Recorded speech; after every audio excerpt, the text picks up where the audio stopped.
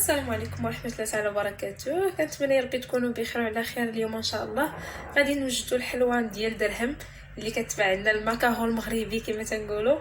صراحه اللي كتجي زوينه وبنينه وسهله وبسيطه وكتجي معلكه كما كتشوفوا، يعني رطبه. صراحه كتجي معلكه وزوينه وبسيطه وسهله.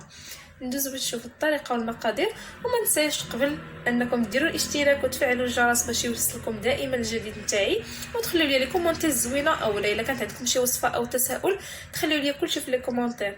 ما نطولش عليكم الفيديو، ندوزو نشوفوا الطريقه والمقادير. ودابا ان شاء الله ندوزو للمقادير. كما قلت لكم عندي هنايا كاس نتاع السكر تاع سنيده تاع العنبه، يعني هذا نتاع نيسكافيه راه عنده نفس العبار بحال تاع العنبه. عندي هنايا صفر نتاع 3 ديال البيضات، كنحتفظوا بالصفر جانبا، يعني نقدروا نديروا اي حاجه اخرى. هنايا عندي كاس ديال الكوك، من الاحسن يكون كوك يعني نوعيه جيده بزاف، يكون داك الميدم اللي تكون زوين، وني باش نبيو نشريوه ونعرفوه. يعني كندير ليه بحال هكا بين يدينا، كيخلي لنا الزيت هكا بين يدينا، هذا باش كنعرفوه زوين. وهو هي ملي كنشوفوه هكا مكركب يعني وكيبان هي الشوفه راه ميدم، هذا هو اللي كتصدق به الحلوه وكيجي زوين. حتى هو ناخذ منه كاس ونبداو على بركه الله. وهنايا جبت الماكينه ديالي باش نبدا كنطحنهم. هنايا كندير شويه نتاع الكوك وكنضيف عليه شويه تاع السكر شويه تاع البيض وكنخلط. انا علاش؟ لان عندي هذا الصغير اللي تاع العطريه. الا عندكم روبو كبير من الاحسن انكم تخلطوا المقادير كلها في خطره واحده وتطحنوهم، وهكا غتحصلوا على خليط اللي تكون ناعم. بسم الله هكا، يعني بحال بغينا نصاوبوا شي عقده ديال اللوز، ولا اللي يزيد هنايا هو البيض تاع البيض، يعني كيجي تعطينا بحال واحد العجين. البيض تا نضيفو منه غير شويه ونديروهم في الخلاط حتى يتخلطوا، ونبقاو كنستمروا هكا كنكمل. كما كتشوفوا هنا بعد ما طحنتهم كيفاش كيولي بحال هكا صافي. وغادي نخويه في شي حاجه ولا عاوتاني نبقى نستمر تنكمل الخليط كله صافي. وهنايا كما كتشوفوا بعد ما خلطت الخليط تاعي كله ورجعته للجبانيه، كما كتشوفوا كنحصلوا على الخليط بحال هكا. وإلا كان عندكم البيض يعني تاع البيض كتير، راه هنا غتحتاجوا تزيدوا واحد المعلقه تاع الكوك. هكاك انا وقع لي دابا زدت واحد المعلقه تاع الكوك، لانه البيض تاع البيض لقيتو تبارك الله كتير بزاف. واخا هي 3 البيضات ولكن راه فيهم يعني كيختلف الحجم تاعهم، كاين الكبير وكاين الصغير. انا عندي هنا البيض كبير شويه، الا كان عندكم صغير يعني ما غاديش تحتاجوا تزيدوا ديك المعلقه تاع الكوك صافي.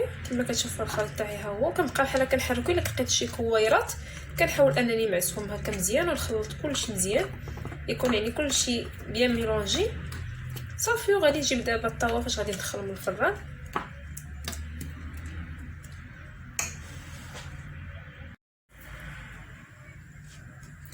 وهنايا انا فرشت واحد البابي هنايا سيلفوريزي في الطاوه، ضروري انكم تفرشوا فيه شي حاجه لانها كتلصق.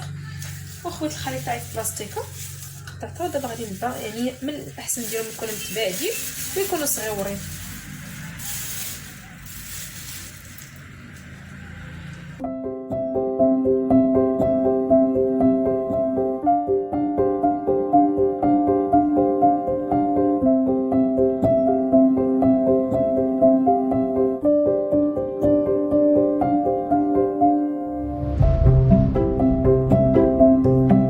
صافي هنايا بعد ما كنكون كملتها كامله، ملي كيبقاو عندي هاد الرويصات هنايا يعني راه ماشي غادي يجيو خايبين ولا ملي يبان لكم الجدار باش نطفى، اون فوا كندخلوا للفران كطيب راه كتقاد.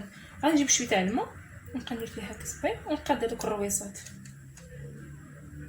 صافي. غنستمر بحال هكا كله وندخلها للفران. والفران بطبيعه الحال غادي نكون شاعله ليه غير من التحت وبالمهل، يكون منقوص على واحد الدرجه خفيفه، يعني كما كنطيبوا الكيكه او لا اقل. وما نحلوش عليها الفران وهي كطيب، لان ملي كتبان لنا كتنفخ وكنحلو الفران كتعاود ثاني ترجع كتفش.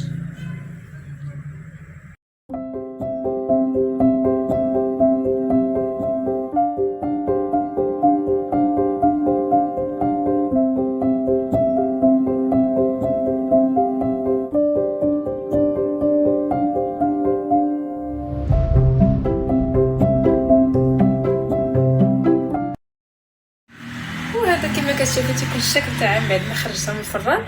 صراحه انا شويه تحمروا ليا من الجناب، دوك اللي كانوا في الجنب تحمروا شي شويه، ولكن صراحه جات زوينه وجات مع الكعكه. كنتمنى يا ربي انكم توجدوها، ويعني سهله وبسيطه وفي نفس يعني كتوجد ميم با 10 دقائق ولا هذا، ما فيهاش شي تعب ما فيهاش شي تماره. انا هنايا لصقت كل جوج كما شفتوا هنايا، لصقت كل جوج هني راه فقط غير كنحطوا كل وحده على وحده هنا تلاصقوا، لان فيها السكر هو اللي كيساعدها باش تلصق مع بعضياتها، ما كتحتاج كاع نلصقوها بشي حاجه.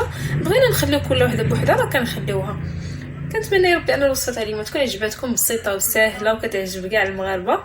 ما نساوش الا كانت اول مره تدخلوا القناه ما تنساوش تشاركوا في القناه وتخليوا لي لايك ولي كومونتير زوينه تاعكم، ونهاركم مبروك.